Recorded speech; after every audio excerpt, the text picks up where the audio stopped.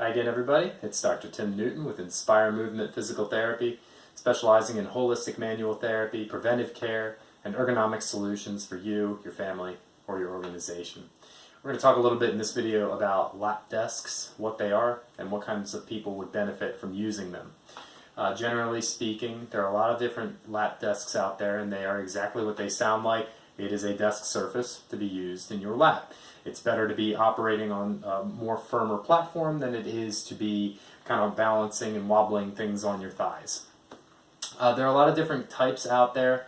There are flat platforms like the one we're about to show you here that rest right on your lap. There are other kinds that actually have fold-out legs underneath, kind of like what you would imagine with breakfast in bed.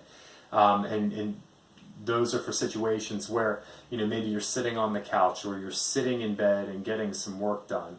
I usually don't recommend using those because I generally don't recommend that people be doing work on those types of surfaces anyway, because they're very soft and they just encourage more and more slouching, and any time in that position is suboptimal time.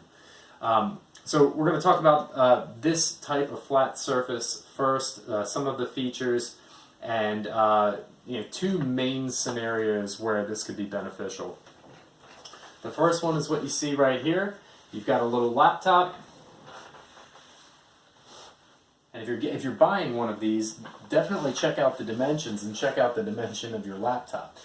It would be used for somebody who does not have a work surface. I don't know, maybe for some reason in your home you're not able to do a lot of work at a table or something like that, or you're on the go and you're traveling and you want to bring something like this along. You know you're going to be doing a lot of sitting work in your lap. Something like this can really just bring that laptop up a little more, give you a little more stability, and make a big difference.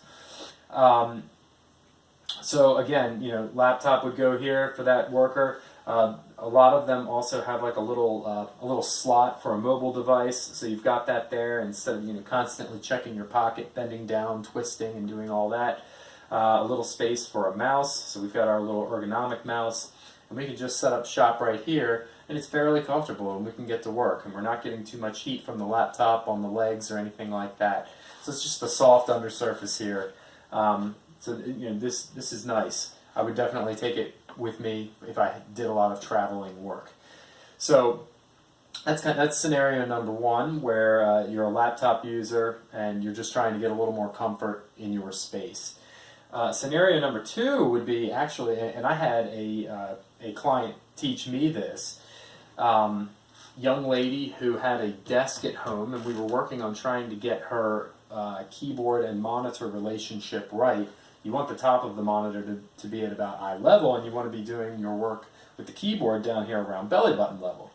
Well, a laptop's not going to let you do that, right? The laptop all has to be done in one small space. You could have it low and have the hands and elbows and wrists happy, but your neck is bent forward, or you could have it high and have your neck happy, but then your shoulders and arms are being compromised.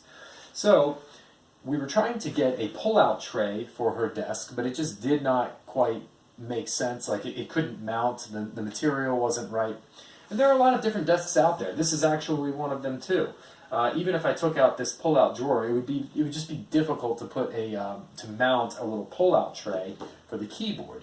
So that the pull-out tray is optimal, but then the next best thing I would think would be a laptop desk, or excuse me, a lap desk. You could bring it right up in here, take your keyboard and just put it down here, and now you've got your mouse and your keyboard in a much more ergonomically friendly position. Now I had to actually my arm rests were up a little bit higher before, so I had to bring them down so I wasn't getting too crowded. That might be something that you need to consider with your setup, but it wasn't terribly complicated, and now I can work in a more comfortable position here without having to shrug my shoulders up. So that's it with the lap desk. If you think of any other creative solutions that it could be useful for, please share your story. I'm always willing to learn something new, and I hope this was helpful for you. Thank you guys very much for watching, and have an inspired day.